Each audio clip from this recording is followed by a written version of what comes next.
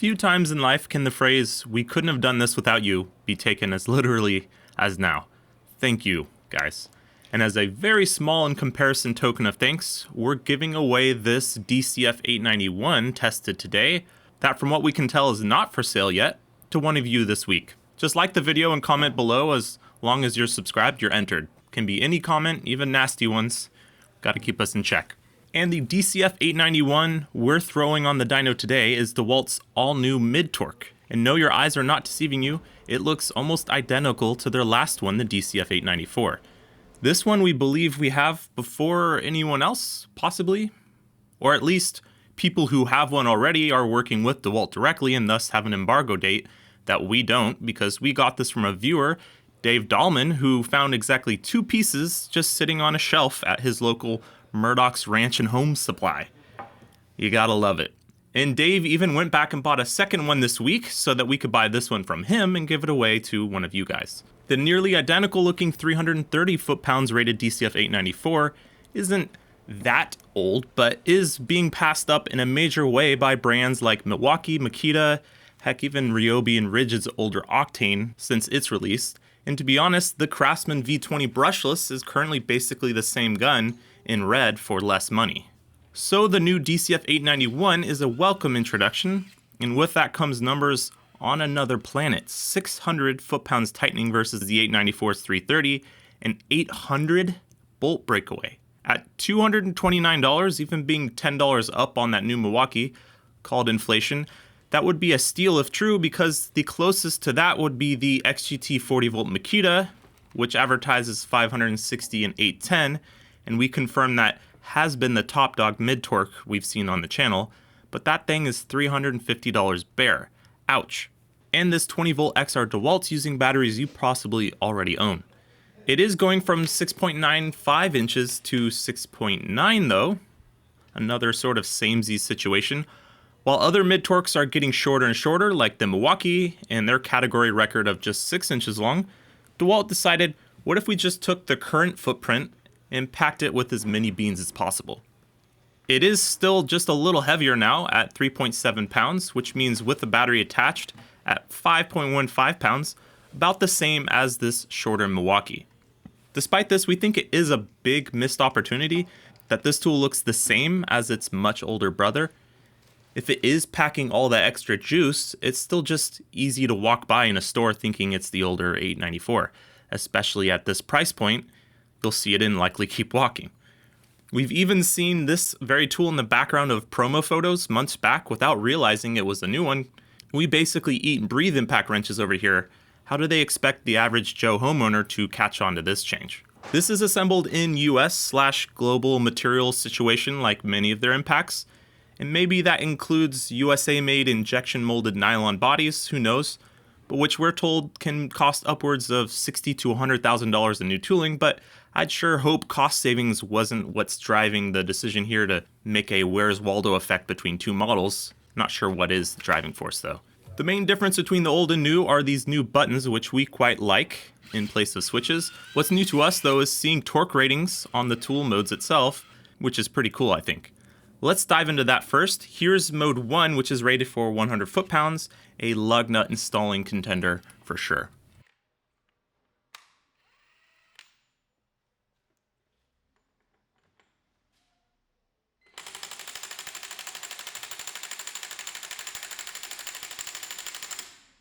That was 5 seconds, not sure how long it's supposed to be, but does seem to keep it under 100, which might be useful for you. Reverses full beans as usual on these guns. Here's mode 2, which should be 300 foot-pounds max.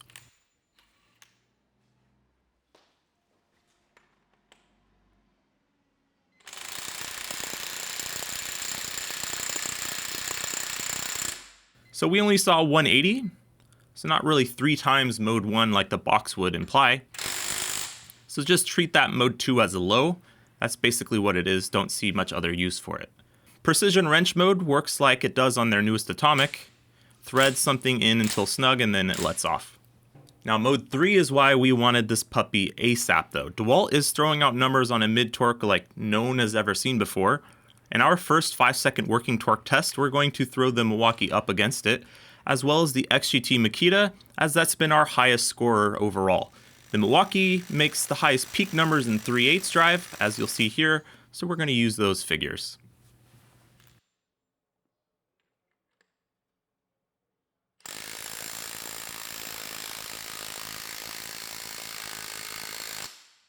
The XGT and the M18 have similar tightening torque stats, so it makes sense that they finish similarly here.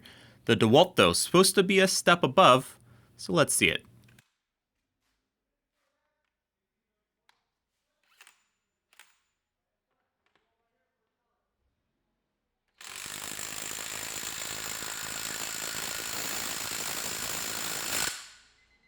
$443.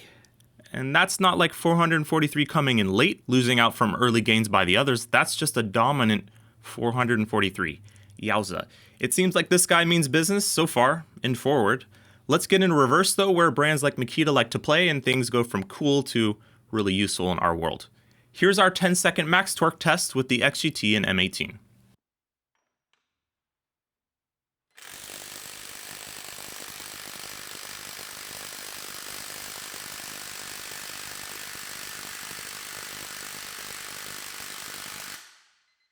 $470 and 406. This is where the Makita starts to separate in our tests.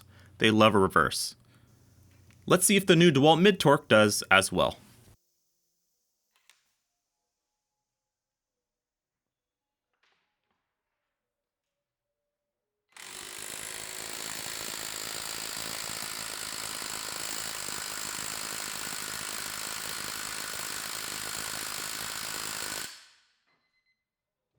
Yeah, I don't, normally I have what I'm about to say planned out. My notes here just say react to the video in brackets. I don't have anything insightful or quippy to say about this though.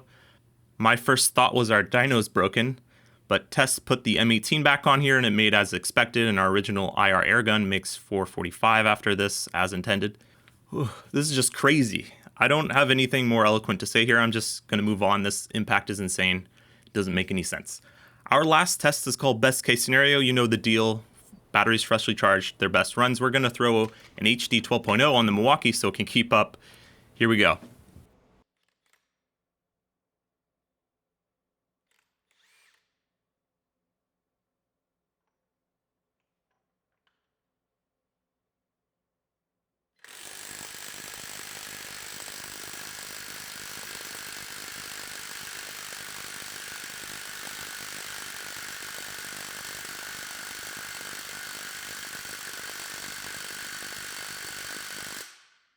.568 over 518, the Milwaukee able to close a lot of the gap due to that battery, something we've not seen a big difference from on the XGT line.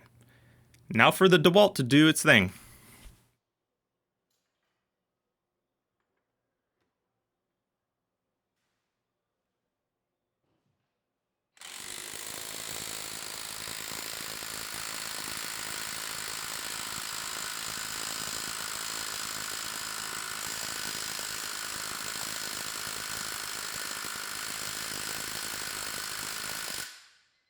Okay, 620. Stupid powerful. Glad to see this thing actually flatlines a bit though. Still crazy impressive, but not as up on the others as the last test. There's got to be some physical limitation on the motor and hammer mass of this thing dictated by the laws of physics, right? Maybe I get too worked up about this stuff. I am in a bit deep, but usually we see incremental advancements in these categories. This impact tool is just a giant leap in the cordless space race. Yes, even despite its size, that hasn't changed. You feel it too. This is going to be the first and only mid-torque so far we've given a wrist-breaking score to. It gets a 5 out of 10, the same as a flex high torque. Easy enough to manage, but you notice you're playing a new game. We added this ranking recently to our live chart in the link below. Speaking of ranking, we have some of that to do, and spoilers, this guy showed up to take names. Starting below the Milwaukee for now, the DCF891's power runs do Hulk smash levels of damage here with 43, 58, and 62. 6.9 inches long, which is like longish, but shorter than many. But foot-pounds per inch, still an all-out record in this category. DeWalt advertised 600, which we figured might be SBD finally drinking the Kool-Aid of inflated numbers, as they've been one of the more honest brands when it comes to this stuff. But our dyno must be drinking the same Kool-Aid because it made at least that here, 100% full marks. 229 is not on the cheaper end, but as a function of power, it scores quite high, 40.6. That totals 394.5, which places it, yeah, you guessed it, atop in first. Way in first. As in, I don't see another mid-torque living up here for quite a while. DeWalt can move in and get comfy. And average power across the run, just caring about power alone, 479. Top stuff there too. A while back, we theorized Makita, with their somewhat larger and definitely chunkier mid-torque, had a strategy of, if you own this mid-torque, you may not need a high torque, which we can appreciate. But to be honest, we still found ourselves, just personally, using the M18 due to size and weight most of the time. We already knew the types of bolts that we'd ultimately need a high torque for. But this DeWalt, this may have cracked the case open on this. If you work on cars, sometimes, heck even often every weekend, you may not need a high torque if you buy this mid-torque. It's that powerful, and it's not more heavy than an M18 with a battery. That's a lot of cost savings to be had if you don't need a high torque. DeWalt's, including this one, are some of the least consistent power makers on our dyno, as in how you hold them influences the numbers in a 6 o'clock to 12 o'clock orientation sort of way, just finding what it likes throughout a run. But all of our numbers were sky high today. Happy to hear any theories out there that would point to this all being fairyland data, as it's hard to digest for me. We'll buy another one of these to see for ourselves. Last thing we want to do is be misleading, but we're also looking forward to channels like Shop Tool Reviews maybe doing bolt breakaway tests, as their own specs between brands would insinuate the 40 volt Makita could top that. But until then, we have one more battery showing up this week that we plan to strap on all the batteries we own with this guy on the dyno to see what it can make. Maybe just surpass the DeWalt DCF891 high torque altogether with a mid torque. Then we're going to be shipping this one off to one of you. A little sad about that now, I'll admit. With DeWalt's new high torque DCF900 on the horizon, if it's anything like this one, it'll be Godzilla. Appreciate you joining us. Click subscribe to catch this tool on its next episode. And thanks for watching.